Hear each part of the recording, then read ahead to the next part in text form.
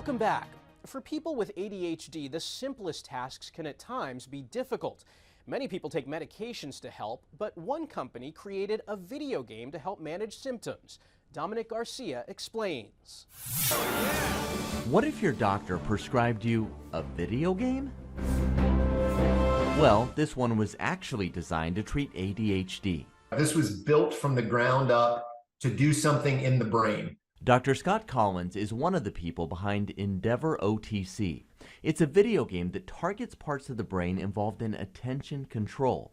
It's been in development for 10 years, went through clinical trials, and has been presented to the FDA. The FDA agreed. They reviewed all the clinical data and said, yeah, you can actually market this specifically to people with ADHD because you've done the work that was required to get there. When you say it worked, what does that mean?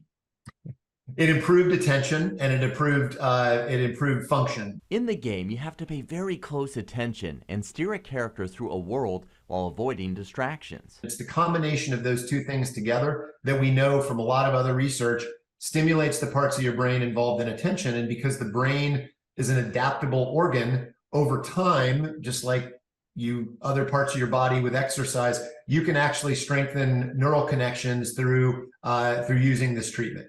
There are now two versions, a prescription version for kids and an over-the-counter version for adults. I really saw the immediate effects, not only, day 2, day 3 type of a thing. Brian Watkins is the executive director of the California Republican Party. That is a job that pulls him in a million directions. He also has ADHD. It takes time, extra time throughout your day to plan certain tasks, to, make sure that you're on top of your schedule, to make sure that you're on top of the things that need to get done. When he heard about Endeavor OTC, he thought he'd give it a try. Needless to say, this is not your typical Mario video game. It's not fun, but it's like fun going to the gym. You need to do it. You need to take care of yourself. And the end results are, they speak for themselves. This is not the most fun video game you will ever play. But Dr. Collins says it might be the most fun medicine you'll ever take. It's a big goal for us is actually to get people to really think about this as a treatment that's delivered through a game. Showing it doesn't have to be in pill form to be the best medicine. Dominic Garcia, CBS News, Sacramento. Turning from video games to a real-world game, Gallaudet University, a private institution for the deaf and hard of hearing, partnered with AT&T to create the first 5G-connected football helmet, which they got to use for one game, a 34-20 win over Hilbert College. The technology allows coaches to send plays from a tablet to a small screen in the quarterback's visor. It's not the first time the Bison have been on the forefront of football development. The school claims to have invented the huddle back in 1894 so other teams couldn't see what they were signing. QB Brandon Washington, seen here scoring a touchdown, said the helmet helped the team communicate faster. As the leaves change and the weather gets cooler, here's a reminder that some of the things that make fall are dangerous to our pets. Believe it or not, we take corn cobs out of dogs all the time. If they're lucky, they pass them, but that's only if they're lucky. Most of the time, we have to do surgery to remove them. Acorns are a problem for dogs. They contain tannins, and that can affect their kidneys. Veterinarian Mike Hutchinson says raw pumpkins are one thing that can be good for pets, in moderation. Not the pumpkin pie mix, not pumpkin pie. Anything with sugars, especially artificial sweeteners, can be extremely dangerous. And as for those pumpkin spice and cinnamon aromas coming from scented candles. So we like that smell, but that can be very irritating to dogs and cats. It can even kill birds.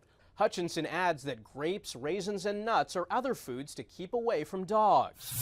3 public schools in Hawaii are now reopened, weeks after devastating wildfires killed at least 98 people. But as children return, some parents are concerned about the health risks. The schools are just blocks away from piles of ash, and one test found toxins at higher levels than expected. The arsenic, which is the greatest concern, is 140 times above the environmental action level. Other testing shows the air quality is safe, and the superintendent says there are air filters in every classroom and office. In the event that we do need to utilize them, those filters filter air and particulates out within the classrooms. The students had been going to other schools or learning remotely since the fires. Some parents say they won't be sending their child back just yet. One school did burn down and is now using a church as a temporary site. Grammy-winning superstar John Legend is teaming up with Pfizer to help educate Americans on the importance of COVID-19 vaccinations. Following a summer uptick, health experts say now is the time to get the updated shot with the threat of a winter surge. The singer-songwriter is also using his voice to encourage Americans to get the vaccine. Legend sat down with the hosts of CBS Mornings to discuss his partnership with Pfizer on its Got Booster campaign. I think it's great for my family. I believe in making sure everyone in my family is protected. And, you know, the thing about the virus is it changes, it mutates. And so it's good to have vaccines that are updated. The updated COVID shots have been tweaked to protect against currently circulating variants of the virus and are fully approved by the FDA for people aged 12 and older. YouTube star Lily Singh is using her platform to promote mental health conversations with a new children's show. No need to freak out, even though your best friends are probably stuck in lava somewhere. Breathe, Lily, breathe. The Mindful Adventures of Unicorn Island follows a young girl who transports to a magical world through meditation. Singh wants adults to be open and honest with their children and to teach them to embrace their emotions. In a lot of cultures, emotions are kind of there to be regulated. It was like, don't cry. You know, big girls don't cry. Don't be upset. Don't be angry. Don't have an outburst. And, you know, everyone was just trying their best while bringing me up. But as an adult, I've learned that, no, we don't have to be like that. We can actually embrace our emotions, and mental health does really matter. Several episodes are available now on YouTube. Helicopter parenting is when a parent is involved in just about every aspect of their child's life. And according to the American Psychological Association, it can negatively affect children's emotional well-being. The University of Michigan Health surveyed more than 1,000 parents to see how they let their children between ages 9 and 11 do things without adult supervision.